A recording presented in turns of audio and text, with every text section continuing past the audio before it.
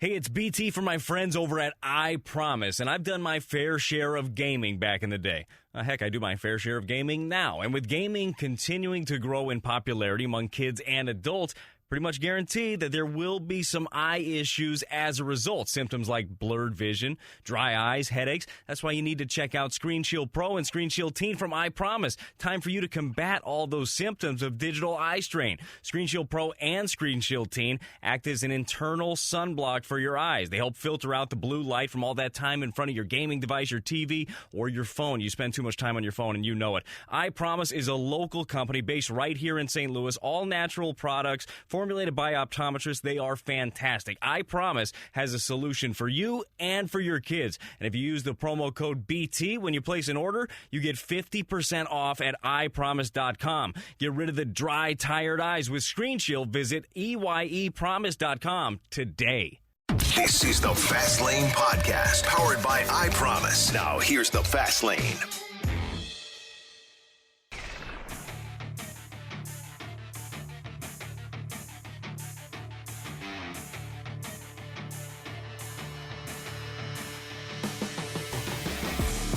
With Jamie Rivers, I'm Anthony Stalter, the Fast Lane on 101 at ESPN. Let's head to the Brown and Cribbin Celebrity Line. We're joined by Chris Kerber, voice of the Blues, right here on the Blues Radio Network, 101 at ESPN. Curbs, we were just having a very important question about karaoke.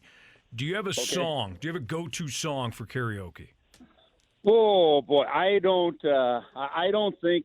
No, I don't have a go-to song for karaoke. I'm trying to think of the last time I did it, and I'm pretty sure I broke the machine when it happened with my singing. So, how many? You know what? How many bourbons? I got to think about this for a minute. How many bourbons in before you get up on the stage? That might be a better question. Listen.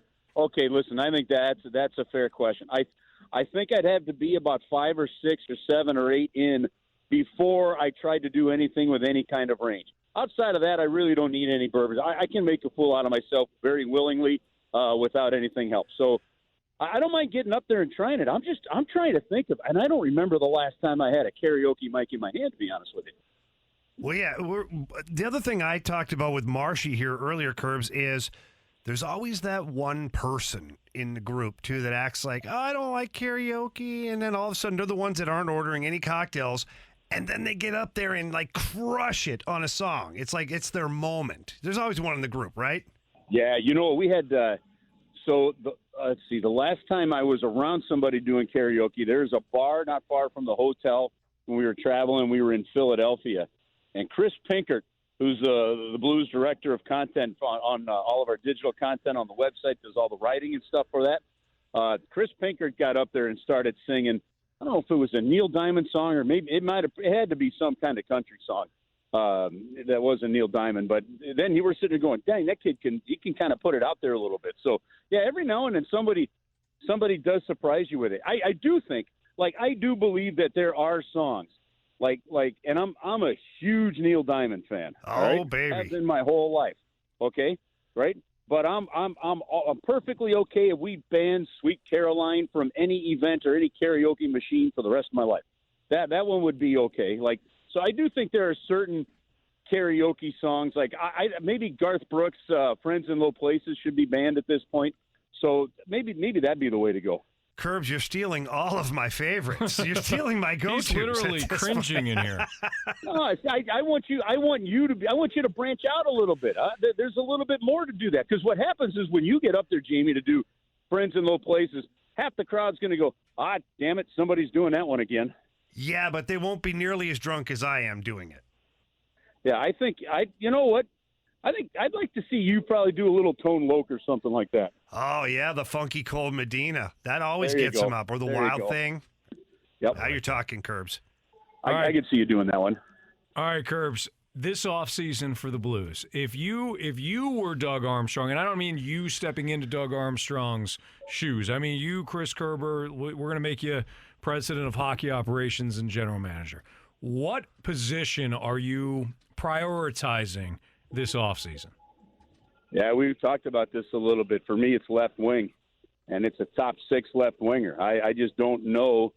And obviously we had a tough year where we didn't get to see a lot of development with Utica, which will now be Springfield next year. and we didn't get to see a whole lot of the junior players play much at all. So I don't know what we've got coming, but at least from what we've seen, I don't believe that position is going to be filled from within. We saw plenty of guys have opportunity for it, and to me, the best candidate is Ivan Barbashev. But there's better roles for him anywhere in that bottom six to help keep you as a championship team. So to me, finding a top six left winger, and as I've said before, that means I got to trade somebody that's good to get it. Now's the time to do that. I was thinking about this, guys, and Jamie, even back you go back to when the St. Louis Blues, kind of broke up the cycling Slovakians, right? That the great young guys, that helped win the President's Trophy. With Barteshko and Nagy and Dimitra, and Hanzus, and they broke those guys up, right? And that's what allowed you to get into Keith Tkachuk. And the Blues were pretty aggressive with some of their trades to try and get over the hump. And they were a great team in those early 2000s. They just didn't get the goaltending they needed. I think the Blues are in that exact same spot right now, where you've got to have to trade something to keep you in a competitive high window right now because of where Ryan O'Reilly and Braden Shen and David Perron, Justin Falk, Jordan Binnington, Parayko, those guys are in their career. And I think you've got to add to those pieces right now and keep going for the gold right now. Curbs, I think the hottest topic right now when it comes to the St. Louis Blues, apart from what they need to go acquire, but when you talk about the roster that they currently have, is whether or not Jaden Schwartz is a piece of this puzzle moving forward. And I think my opinion of it is just exactly what you said, is you need to go get that top left winger. I don't see Schwartzy as that guy. I see him as a great left winger, and look, we love Schwartzy, not a bad thing to say about him, but Doug Armstrong, if he is going to seek maybe that top six left winger, he's going to have some tough decisions to make, and Jaden Schwartz is one of them. Jaden Schwartz is going to be one of them, without a doubt, and I agree with you, but this year, and even last year, kind of played that out, didn't it, Jamie? Jaden Schwartz got fewer games than anybody with David Perron and Ryan O'Reilly because they kept the tandem of Schwartz and Shen together as best as they could, right? So I don't even think the team sees him, and I'm calling Ryan O'Reilly and David Perron your top line. Right? Absolutely. So I don't see that. I don't see the teams that saw him in that spot, and that's why you saw Sanford and Blais and Barbashev and Hoffman and Kyrou and different guys in there, and they just didn't have it there. So, unless a Jordan Kyrou gets comfortable playing on that side, and maybe that's a possibility with him being so young. Maybe that is the one internal possibility. So I agree with you. The decision for Jaden Schwartz, and again, this goes back to, I think, looking at what you have, okay? Does Robert Thomas stay in the third-line center role for the next couple of years while Braden Shen is still playing his best hockey for you as a centerman? And that's where Braden's played it. I think you ask the same question then with Jaden Schwartz, depending on the term and the dollar value. How many years and how much? Because, look, the team won a championship with a $5 million center in Tyler Bozak, right, and a $5 million winger on the fourth line in Alexander Steen. You can make the salaries work. You can make the numbers work. Once the payment's out there, it's just the roles that guys play. So if you sign Jaden Schwartz to a deal where he plays in that second line left wing role and can be effective for a couple of years, but eventually drifts into that third line role with his work ethic and what you've got, I think you have still a really, really good player. It's just the question of, especially with a flat cap, how much is he expecting going into his free agent season? And I respect players and their ability to go for everything they can get because they have so few opportunities to control their own destiny that I do believe that, that there is a role here for Jaden Schwartz. It's just going to be, are the numbers going to line up for eventually where they need to play him? Because you might even be able to make the case now that, on a line, say, with an Oscar Sundqvist at center or Ivan Barbashev at center, he becomes a terrific third-line left winger for you if you can find some depth ahead of him. Curbs, is there a player out there in potentially free agency that you would like to see the Blues target? I haven't studied that much on the free agency side yet. I've actually been kind of working up some crazy draft numbers over the last little while here. So I just my gut tells me this. I think with a flat cap, and the Blues have some room this season because of they're going to have about 17 to 21 million coming off the books with either injuries that have ended, right, or guys that are leaving, if you decide not to re-sign a Bozak and a Schwartz and that kind of stuff. You have that to play with, right? So I think the Blues have the ability to be active in the free agent market, even beyond their own free agents. But they have some real decisions to make, guys, and it's something that's not being talked about a whole lot yet. But look at the number of restricted free agents they have. I mean, they've got a lot of restricted free agents from Thomas and Dunn and Sanford, right? I believe Kyrou. So they've got all these guys, and they're going to have to figure out where they fit in. Now, except for Jordan Kyrou, I don't think anybody had a kind of season that's really going to garner a huge raise. I think they've all earned bridge contracts, to be honest with you, with the seasons they had. But that's going to have to be addressed. So they're going to have some room, Anthony. But to me, my gut, and it's just telling me that with the flat cap, if there's ever a summer or an off season where you're going to see probably more hockey trades, more player for player, need for need, right? The Blues find a left winger, but they give up a young defenseman, right, or that kind of thing.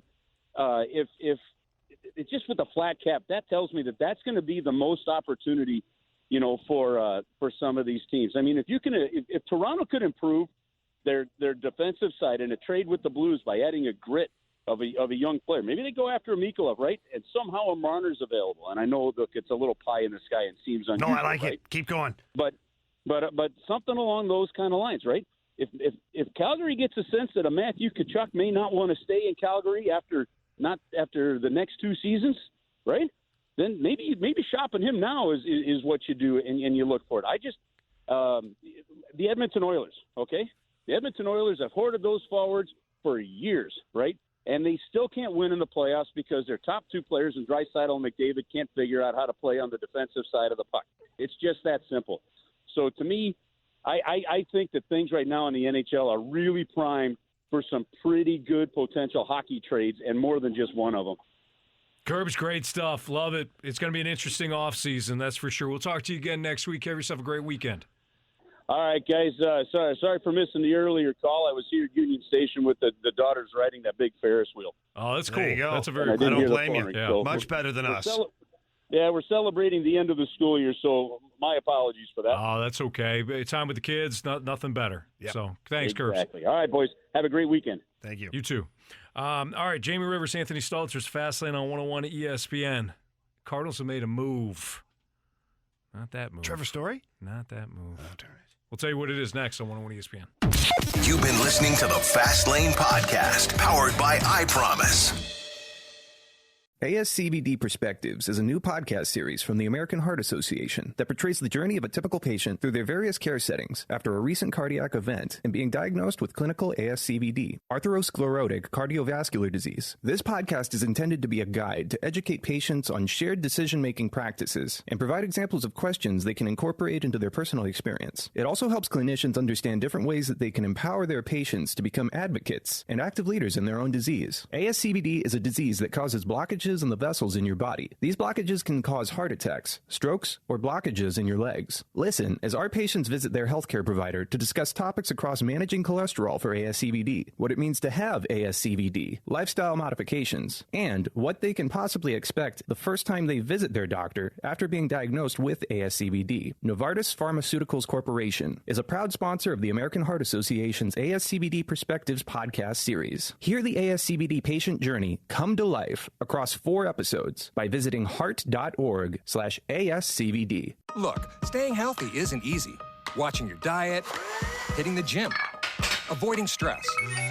But a good night's rest helps boost your overall health and wellness. And it couldn't be easier. The new Sleep Number 360 Smart Bed is the only bed that effortlessly adjusts and responds to both of you. The result? You wake up ready for anything. Proven quality sleep is life-changing sleep. Don't miss our weekend special. Save $1,000 on the new Sleep Number 360 Special Edition Smart Bed Queen, now $17.99. Plus free premium delivery when you add a base. Ends Monday. To learn more, go to sleepnumber.com.